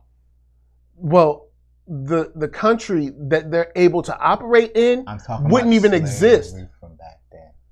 The crux of this whole conversation. I'm talking about the crux of the place that we live in. I ain't would not exist without slavery. I'm just all right, so you're talking about like the Johnson & Johnson mom. Yes, Johnson. You talking about them. Merrill Lynch. All right, so fine, you can take it from them, but you're talking about you're talking about tons. You probably got to go into the gazillions. Basically, we should just absorb these companies. Basically, these companies just take all their funds that they have, absorb it all, liquidate all their whole entire stock. All that stuff should go right to black people. Boom, there's their money. Yeah, because they got enough. Because you're talking about into the gazillions. All the CEOs, no bonuses this year. You get you're talking about gazillions. Out of here. Sorry, you've chosen the wrong company. Fillmore Pocket says we're 12% of the U.S. population. We're at approximately 42 million black people in America. At least that's what the current census says on Google. We don't know. We can trust Google. It might be somebody on Google lying, like putting in new numbers. I don't know. But you looking at probably like a gazillion. You looking at like maybe like 1 gazillion. Yeah, we're all trying to be gazillionaires. Well, I mean, we won't all be gazillionaires. It'll be divided between gazillionaires. It'll be divided between all of us. The bank of gazillionaires. The bank of gazillionaires. And gazillion is not even quantified anymore. It's beyond numbers. Beyond focus. Yes, beyond numbers. Gazillion. But yeah. So guys, what I'm thinking is we're gonna need about $1 gazillion. All right. Now I know that sounds crazy. No, $20 gazillion. 20 gazillion? Yeah, 20 gazillion. 20 gazillion? We need like 20 O's on this thing. 20 gazillion? We need like 20 O's. Because 20 gazillion is a lot of zeros. 20 O's, I see. Sir. 1, 2, 3. 1, 2, 3. 1, 2, 3. 1, 2, 3. Keep going. All right, and then 1, 2, 3. And then divide that by your 42,000. Dag, it won't even go no higher. Divide that by 42 million. All right, divided by 42. It still ain't enough. Watch. Go ahead. No, that's not bad. 47 million. That makes sense. Okay. But what are we gonna do with that damn money? It don't matter. It's mine. It's a dime. I don't care if it's a dime. It's still mine. $47 million. That's a nice number. And you know what? I was lowballing us. I'm sorry, black people. You know what? I said 20 million. It's 47 million. What? You know what? It's like 47 million. I'll invest that in some black businesses. $47,619,047. I'm gonna invest that into some black businesses. Yep. You know what? Me too. I'm gonna invest into some black businesses. That's what I'm gonna do. You know, hold up. how we gonna get this money? What money? I guess they just direct deposit. The bank of reparations. We'll just go to the bank of reparations. Yeah, go to the bank of reparations. They're going to direct deposit. You just give them. But how about this? You be like, look, I'm at Chase Bank, and they be like, whoop. But what if they like build it up? What if they build a bank? It's not a real bank. It could be a real bank, but it could be a fictitious bank. Whatever. Okay. But what if they start putting money into it? And right. So as the years go on, they start putting whatever money they can get as they're liquidating all these companies, they can put more money in, so the bank will keep building up. So it's not like you can go and cash all your money out, but you get some still. It's still like it's still the idea of we're gonna give you something, but we can't give it all to you now, but we're gonna give you something. Because we go broke if we try to give it all to you now. Yes, something better than nothing is what I'm trying to say. Between the U.S. Start the program. I want to start the program. All right, okay. But I ain't getting nothing from it. You know what? I still want a good half of my 47 million. You can't get it right now. You know what? I'll be nice. 45. 45 is a good even number. Think about this. What if they say, you know what? We have $100,000 in the bank for you right now. Right now. And when I'm getting the rest. Later. But hey. But okay. You gonna like, nah, I'm good. I'm good. Okay, I'll take the 100, but I need my later. This is a starting. Okay. We're gonna start. We're gonna get it. Then maybe start the first wave. 200,000 next year. Then 300,000 next year. Then the fourth. Then it may be $1 million within 10 years. Okay. Would that work for you? But we still ain't at 45 million. But sir, would that work for you? We'll see. I need a contract or something to show. No, you have the contract from the Bank of Reparations. Fillmore Pockets. No, hold up, man. Jenna James said, "Nah, I want my money up front." Arkham James said, "Facts. Tomorrow ain't promised." That's true. That's true. That's right. True. Tomorrow ain't promised. I want my money now. $45 million. That's fair. You know what I'm saying? Look, you did the crime. Do the time. I want $45 million. The people who did it, they ain't even around to do the time. They're dead. But they benefited from the crime. But who benefited from the crime? They're accessories after the fact. And actually, they're still perpetrating the same things that went along in Jim Crow between injustice and police violence and the school system and the municipal system with the water in Flint. They still perpetrated. I want my 45 now. $45 million. That's it. That's fair. Oh, that's $45. I got you right 45 million. Oh, 45. I got you. Tom Steyer be like, here you go. Yeah, 45. 20 and 5. We white people, like white people would love to give you two Andrew Jacksons and a Grant. Where you from though? I be worried about when I hear white people say white like that. White. With the W, with the H. White. Why the H so hard though? Yeah, it shouldn't be that hard. It's white. White. White. Like, whoa, sir. Oh man. But yeah, Panda said, "I'll even take precious metals." Nah, them metals might not be precious by the time you get to them. Nah, I don't want no precious metal. It's too precious. Panda said, "Nah, the standard credit card is 26%. We should charge 40% across the board." Yo, man. That's ruthless, man. Well, look, slavery was ruthless. You know what I'm saying? Getting shot for standing outside of a store. Getting choked to death for standing outside of the store. That's ruthless. Pay me my money. You know what I'm saying? Pay me my money, and then we need different waves though. We need the slavery wave, the civil rights wave. That's a whole, and the police brutality wave. That's a whole. We need three. That's a whole. We need a 3-tier system with this. We need a 3-tier system of money. We need 3 different banks now. We need the bank of police brutality, the bank of slavery, the bank of civil rights, and the bank of police brutality. There it is, y'all. That's it. Because honestly, the only thing I'm trying to hear from a presidential candidate is reparations and justice system complete upheaval. Like, I want everything. Look, I want a top to bottom change in the way policing is done, and a top to bottom change in the way sentencing is done. And I want cash bail gone. If y'all ain't talking about that, I ain't trying to hear. And also, we gotta start there. We need to stop seeing what these people look like. We gotta have justice be blind again. Yeah, I'm down with that. I remember your idea. We go. Idea. So yeah, that's right. Justice is blind, right? Let's make it blind then. Close your eyes. Close your eyes. Can't see nothing. You don't know what you don't care what. And you won't even know the person's name. You'll just be like defendant A and person B. That's what they call you anyway up in there. Yep. You know what I'm saying? So that's all you need. But IG, we out. IG, we out. We love y'all. Thank y'all for rolling through. Oh man. Jenna James said, "Phone in that police comment, bruh." Like, yo, look, straight up. 45 is fair. 45 million, that's fair. That's I'm a good just saying, one. that if they at least start, if they start that first, then you won't be mad at that. You know what? You ain't gonna scoff at that. All right, here goes.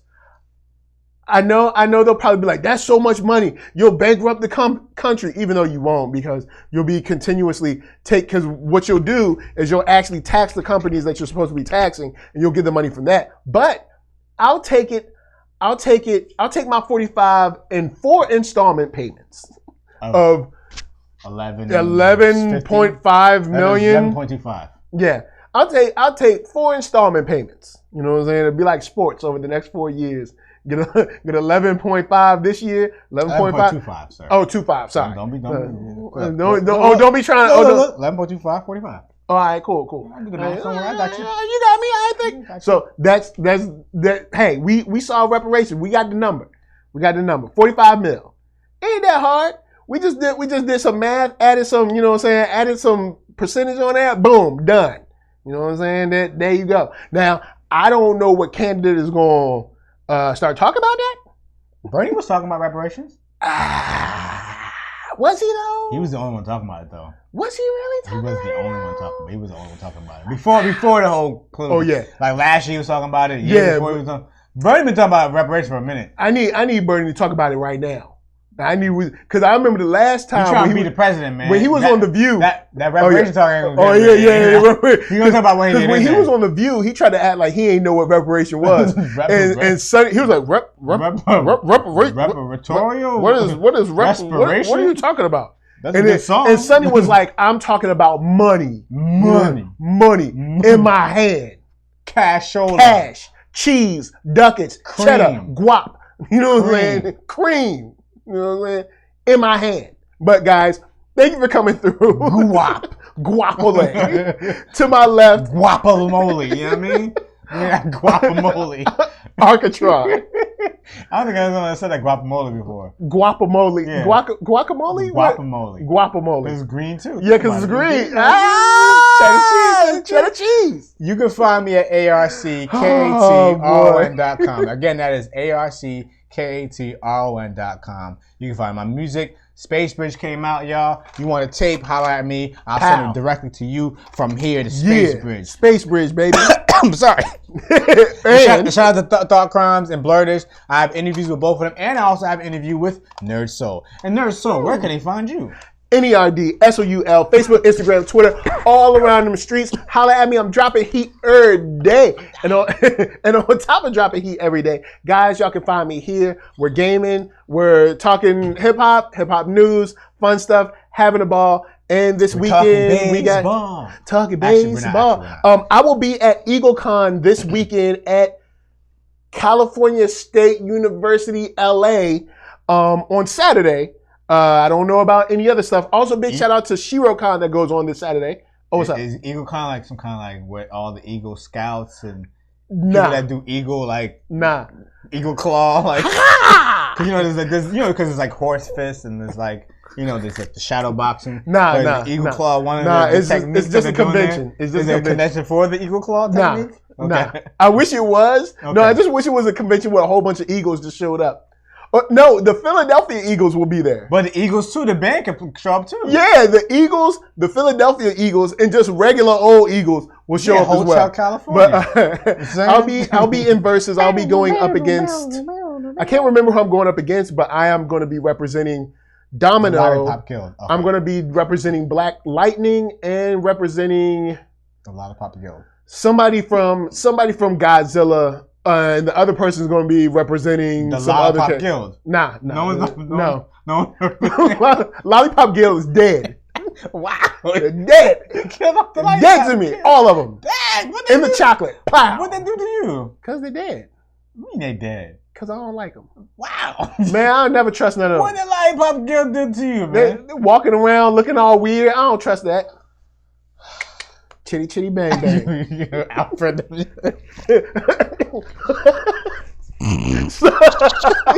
so guys, the chat. Much love to the chat. Jenna James, thank you for coming. Fillmore Pockets, Arkham James, Junior, Arkham James Jr., Fillmore Pockets, Jenna James, Markeith Collins. We had Panda came through. What up, Panda? Let's see what else. I know we had Keith come through, or was it no? Was it Deep House Nation? Big shouts to you. Shauna Mills. Oh snap! I didn't even see Shauna Mills come through. I'm so sorry. Too or no? Jenna James. We shouted her. Shauna Mills. What up? Big shout out to Shauna Mills. Awesome artist. Homegirl is incredible, and I got a chance to interview her on this channel. Her art is crazy. Just check out Shauna Mills or Lazy Mills. You can look it up. Just super dope stuff. And I want one of those helmets. How do I get one of those helmets? How much them things cost? $45 million. $45 million. You gonna have it soon. I'm gonna have it. You know what I'm saying? Big shout out to Shot by Nolan. Hype Girl came through. Let's see. Cooley High. That's what I was talking about. Cooley High came through. Who else? I think that's it. I think that's on your end. On my end. We had Khadijah over there. Haslo came through. Yeah, Haas. Yeah, Haas came through. P Features. Khadijah. Khadijah. And there was somebody who slipped in but jumped out, but I can't remember what the Audio name. Ron, Tavana. Gabriel Goomba. Gabriel Goomba. Goomba. So, guys, up, thank you for rolling through. Lazy Mills, holla at me because I want to see how much those helmets cost. I might want a helmet. That helmet looks cool. Like I want one of those helmets. It's a helmet for Boom Tag. Boom Tag X. It's like a cool anime she's making. It's like a cool helmet. It looks like sort of like anime, sort of Halo-ish, sort of. It's just real sweet. All right, and you just put it on your head. It's like a square, and it just looks sweet. That's pretty much all I have. It's a sweet helmet. You said enough. I got the details. And you know what? I'm gonna get one of those helmets. Depending on how expensive it is, I'm gonna get $45 million. $45 million. I'm gonna get one of those helmets, and I'm gonna do a whole video in that helmet. Mark my words. I'm gonna get in that helmet. Yeah, that helmet. But you put towels inside the helmet to keep. I've been wondering how Daft Punk be wearing them helmets all the time. It probably got ventilation. You get some kind of cooling system in there. Yeah, it probably got like little baby fans. Baby fans. Yeah, I would have baby. And you know what I'm saying? Fan it up. You know what I'm saying? So I wonder when they speak in them and it has like a certain voice to them. That'd be kind of ill. It's kind of probably like the Kylo Ren thing when you talking. It's that's like what I'm trying to say. I want. You know where the stuff is. You know what I want? I want that's like sound wave. So it's like the tritone, like tone to your voice. I don't want it to sound like that when it like speaks. Decepticons. Yeah, you know what I'm saying? Megatron. What are you doing? Like that, but just whatever the other tones are. You know what? Yeah. So, guys, holla at us. Holla at us. We'll holla at you down in the comments. Show?